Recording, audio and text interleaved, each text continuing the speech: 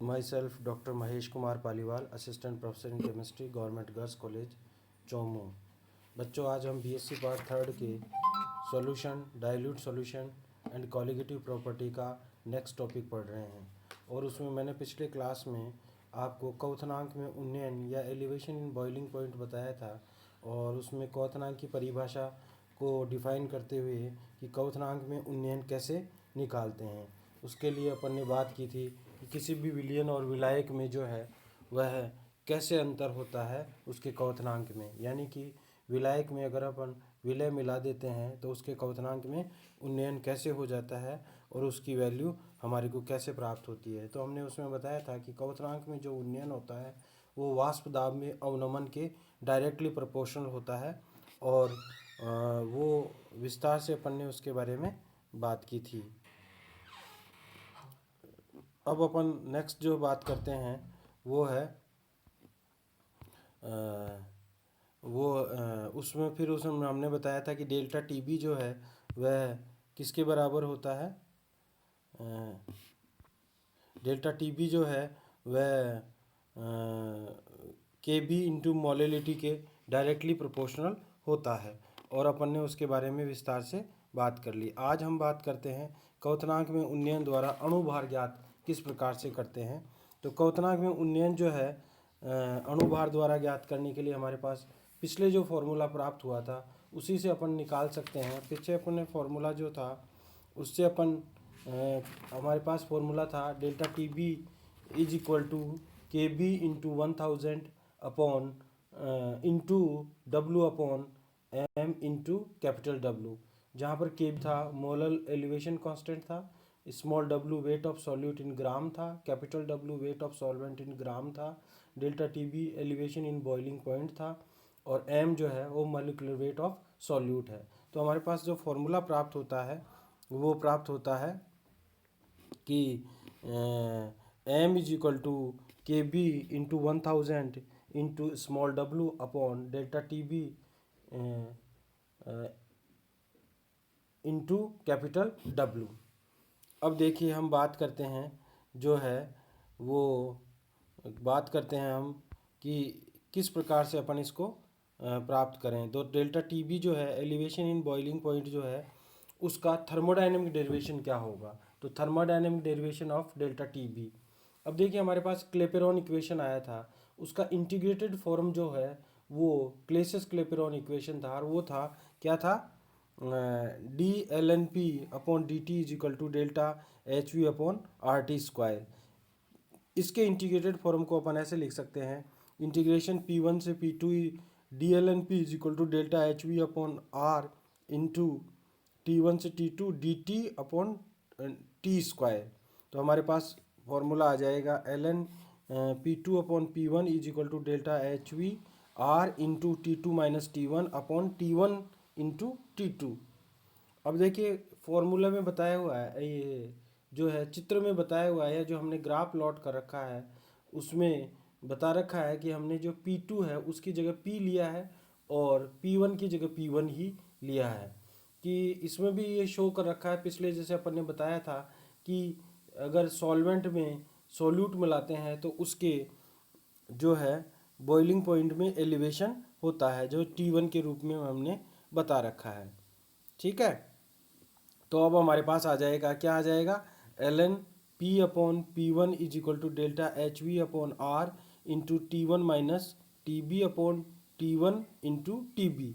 अब हो जाएगा इसको L N P upon P one is equal to delta H V upon R into T B delta T B upon T one into T B. Delta T B इसलिए कहा है कि जो दो टेम्परेचर में अंतर है उसको डेल्टा टी बी से अपन डिफाइन करते हैं, या एलिवेशन इन बॉइलिंग पॉइंट। यानी कि पहले जो था वो शुद्ध विलायक का जो था क्वथनांक था, और अब हमारे पास सॉल्यूशन का क्वथनांक आ गया, यानी कि सॉल्वेंट में सोल्यूट मिलाने के बाद जो क्वथनांक आया वो सॉल्यूशन का क्वथनांक है। यहाँ पर डेल्टा एच वी जो है वो है विलायक की मोलर वाष्पन ऊष्मा, मोलर एंथैल्पी ऑफ वेपोराइजेशन।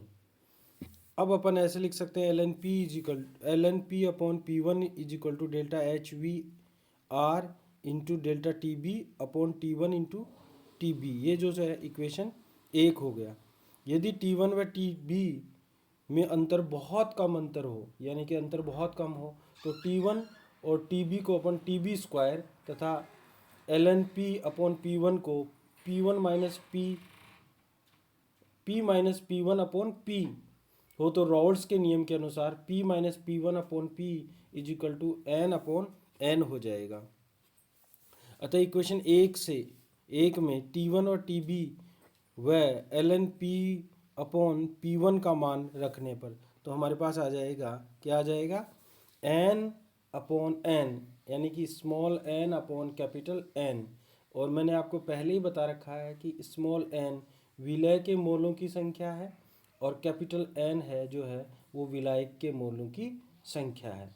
तो हमारे पास हो जाएगा small N upon capital N is equal to delta H V upon R into delta T B upon T B square. तो डेल्टा टी बी यहाँ से हो जाएगा, delta T B is equal to हो जाएगा R T B square upon delta H V into N upon N, और delta T B is equal to हो जाएगा R T B square upon delta H V into small W into capital M upon small M into capital W. ये हमारे पास आ जाएगा। और हम जानते हैं, क्या जानते हैं, कि delta H V upon M जो है वो एल वी के बराबर होता है, यानी विलायक के लिए प्रति ग्राम वाष्पन की गुप्त ऊष्मा होती है। तो विलायक के लिए वाष्पन की जो गुप्त ऊष्मा है वो हो जाएगी, क्या हो जाएगी, delta H V upon M, तो और वो एल वी के बराबर हो जाएगी। अतः इक्वेशन 3 का निम्न रूप हो जाएगा, delta T B is equal to हो जाएगा R T square upon W, R T B square into W upon L V into small M into capital W, जो समीकरण 4 में बताया गया है। यदि 1 ग्राम मोल यानी कि विलय का 1 gram mole small W upon capital small M जो है वो 1 के बराबर हो, यानी विलय के मोलों की संख्या 1 हो, और 1000 ग्राम विलायक हो, यानी कैपिटल डब्लू की वैल्यू 1000 ग्राम हो, तो हमारे पास डेल्टा टी बी बराबर हो जाएगा R T B square upon L V into 1000। ये हमारे पास thermodynamic derivation of elevation in boiling point प्राप्त हो जाता है। ठीक है। अब क्वथनांक में उन्नयन का निर्धारण कैसे करते हैं या प्रायोगिक निर्धारण कैसे करते हैं, ये बहुत इंपॉर्टेंट है और ये प्रैक्टिकल एग्जाम में भी है, experimental determination of elevation of boiling point. ठीक है। और ये लैंड्सबर्गर मेथड है और इसका एपरेटस भी बहुत सेंसिटिव होता है, और ये हमारे प्रैक्टिकल एग्ज़ाम में भी पूछा जाता है कि किस प्रकार से एलिवेशन इन बॉइलिंग पॉइंट निकाला जाता है, और ये बहुत सिंपल सा मेथड होता है। ठीक है। इसमें क्या होता है कि हम एक कंडेंसर लेते हैं, ठीक है, एक जो है वो एक जो है ग्लास का एपरेटस लेते हैं या ग्लास का जैकेट लेते हैं, जिसको आउटर जैकेट जैक कहते हैं। ठीक है। वो कंडेंसर से जुड़ा होता है, और जो है इसके अंदर जो है अपन क्या लेते हैं, एक ग्रेजुएटेड बॉइलिंग ट्यूब लेते हैं जिसको बी से रिप्रेजेंट किया हुआ है।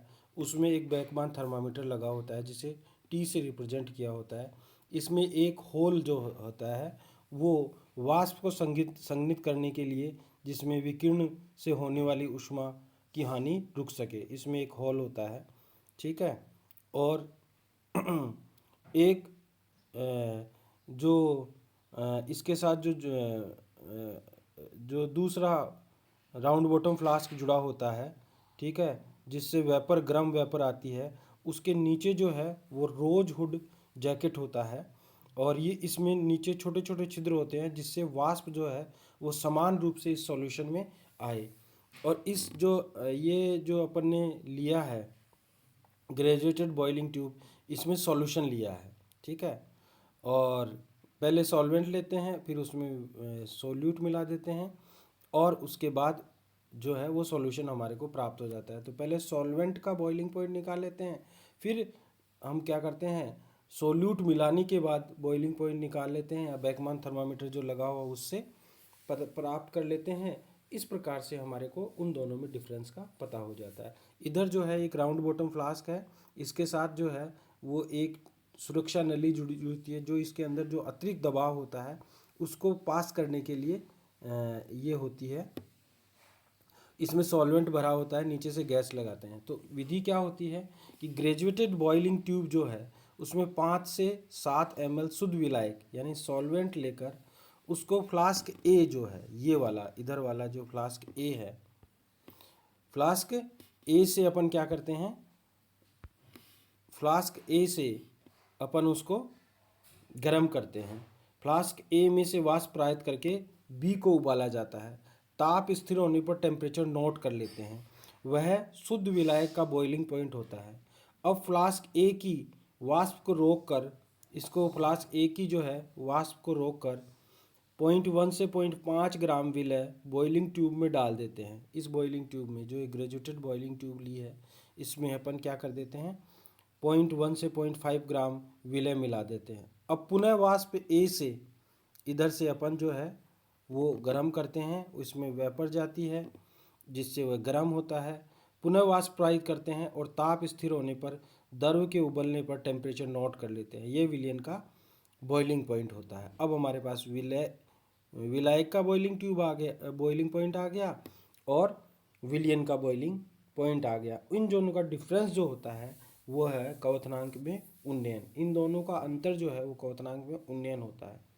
इसके तुरंत बाद क्वथन नली बी में से विलियन का आयतन ज्ञात कर लेते हैं तथा इससे घनत्व ज्ञात कर लेते हैं। और आप जानते हो, क्या जानते हो, डेंसिटी इज इक्वल टू होता है मास बाई वॉल्यूम।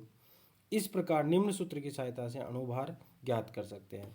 अपन ने पहले ही बताया है कि small M is equal to होता है 1000 kb into small W upon delta T B into capital W, जहाँ कैपिटल डब्ल्यू है जो विलायक की मात्रा है, ठीक है, और कैपिटल डब्ल्यू जो है वो विलायक के आयतन और विलायक के घनत्व के गुणनफल के बराबर होता है, यानी कि v इंटू रो के बराबर होता है जो कैपिटल डब्ल्यू होता है। इस प्रकार से हम क्वथनांक में उन्नयन का प्रायोगिक निर्धारण कर सकते हैं। बहुत इंपॉर्टेंट है। या सिंपल सी बात यूँ कहिए कि ग्रेजुएटेड बॉइलिंग ट्यूब में पहले अपन सॉल्वेंट लेते हैं और उसको फ्लास्क ए की वेपर से गर्म करते हैं, और जब वह उबलने लगता है तो अपन उसका बेकमान थर्मामीटर जो लगाया हुआ है उससे टेम्परेचर नोट कर लेते हैं। उसके बाद हम वाष्प को इसमें 0.1 से लेकर 0.5 ग्राम तक विलय मिलाते हैं ग्रेजुएटेड बॉइलिंग ट्यूब में। अब हमारे पास ये विलय प्लस विलायक विलियन हो गया। अब पुनः ए से अपन भाप भेजकर या भाप पास कर कर इसको पुनः गर्म करते हैं, ये उबलने लगता है यानी कि टेम्परेचर कांस्टेंट हो जाता है, तो बेकमान थर्मामीटर से टेम्परेचर नोट कर लेते हैं। अब जो टेम्परेचर है और पूर्व में जो टेम्परेचर प्राप्त हुआ, उन दोनों का जो अंतर है वही एलिवेशन इन बॉइलिंग पॉइंट है, यानी क्वथनांक में उन्नयन कहलाता है। इस प्रकार से अपन इसको लैंड्सबर्गर की विधि द्वारा ज्ञात कर सकते हैं। धन्यवाद। नेक्स्ट क्लास में अपन बात करेंगे, ये एक क्लास या 2 क्लास का और बचा है, हिमांक में अवनमन, डिप्रेशन ऑफ फ्रीजिंग पॉइंट, हिमांक मिति और कॉलिगेटिव प्रॉपर्टी जो है उसके बारे में बात करते हैं। एबनॉर्मल मोलर मासेस जो है उसके बारे में बात करेंगे। ये पूरा चैप्टर हो जाएगा। धन्यवाद।